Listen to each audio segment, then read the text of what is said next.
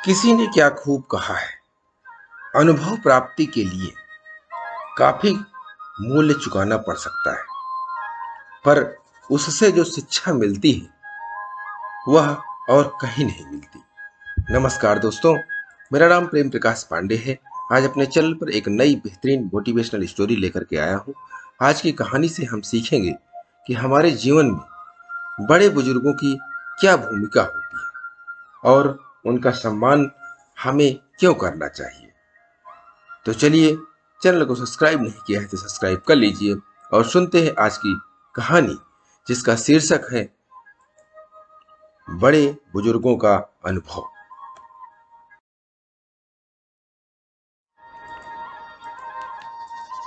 किसी राज्य में एक जवान व्यक्ति राजा बना। उसने मंत्रियों को आदेश दे दिया कि बूढ़े लोग हमारे किसी काम के नहीं हैं।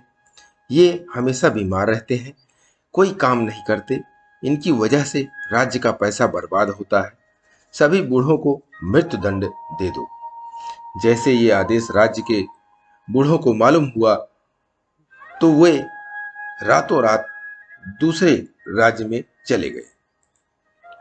एक गरीब लड़का अपने पिता से बहुत प्रेम करता था। उसके पास इतना धन भी नहीं था कि वह घर छोड़कर दूसरे राज्य जा सके। इसलिए उसने अपने पिता को घर में ही छिपा लिया।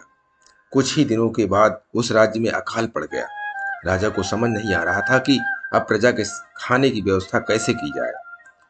उन दिनों भीषण गर्मी भी पड़ रही थी। गरीब लड़के ने अपने बूढ़े पिता से अकाल से निपटने का उपाय पूछा।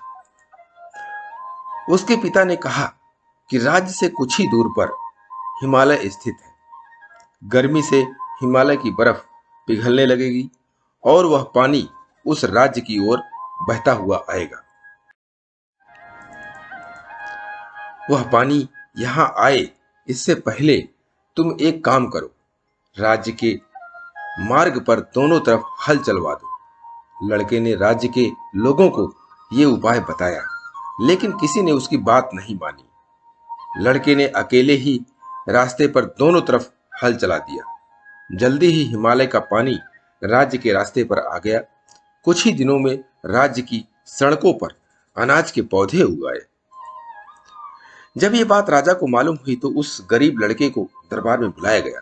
राजा ने लड़के से पूछा कि ये अनाज उगाने का ये तरीका तुम्हें किसने बताया।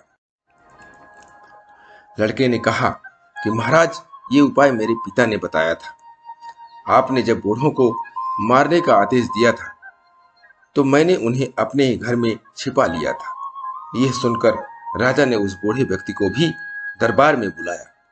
बूढ़े व्यक्ति ने राजा से कहा कि महाराज, हमारे राज्य से लोग अपने खेतों से अनाज अपने घर ले जाते थे और कुछ लोग दूसरे राज्य अनाज बेचने जाते थे, तो अनाज के कुछ दाने रास्ते के दोनों ओर गिर जाते थे। जब मेरे बेटे ने रास्ते की दोनों तरफ हल चलाया और हिमालय का पिघला हुआ पानी वहां पहुंचा तो वे दाने अंकुरित हो गए और अनाज उग गया। बूढ़े व्यक्ति की यह बात सुनकर राजा को अपने आदेश का बहुत पछतावा हुआ और राज्य से गए हुए सभी बूढ़ों को वापस अपने राज्य में बुलाया लिया। तो दोस्तों, बड़े बूढ़े लोग बेकार नहीं होते। उनका अनुभव हमें बड़ी बड़ी परेशानियों से बचा सकता है। इसलिए सभी वृद्ध का सम्मान करना चाहिए। दोस्तों, इस छोटी सी कहानी से हमें समझ में आता है कि हमारे बड़े बुजुर्ग का अनुभव बहुत ही काम की चीज होती है। इसलिए उनका सम्मान करना चाहिए और उनके अनुभवों से सीख लेकर के आप सफल हो सकते हैं।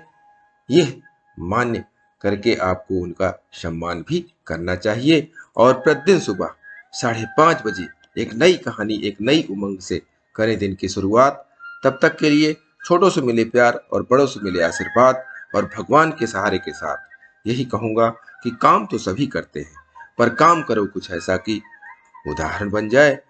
ये छोटी सी स्टोरी आपको अच्छी लगी तो लाइक कर दीजिए, शेयर कीजिए अपने इस मित्रों में भी और कमेंट्स कीजिए। और चैनल को अभी तक सब्सक्राइब नहीं किया, सब्सक्राइब कर लीजिए और नई नई बेहतरीन मोटिवेशनल स्टोरी आपको मिलती रहे। इसके लिए प्रेस बेल आइकन।